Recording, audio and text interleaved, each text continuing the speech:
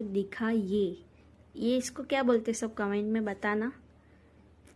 फिर धूप भी बहुत थी तो हमने पिया गन्ने का जूस, क्योंकि थोड़ा थक गए थे ना, उतर के भी चढ़ के भी। फिर गन्ने का जूस पिया, फिर हम लोग निकल पड़े घर के लिए।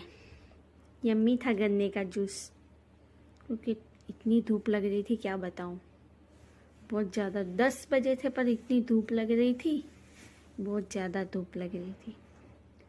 फिर हम लोग ने गन्ने का जूस पिया, फिर हम लोग निकल पड़े फिर से अपनी गाड़ी लेके घर। तो आपको वीडियो कैसा लगा, चैनल को लाइक करो और सब्सक्राइब करो। Thank you.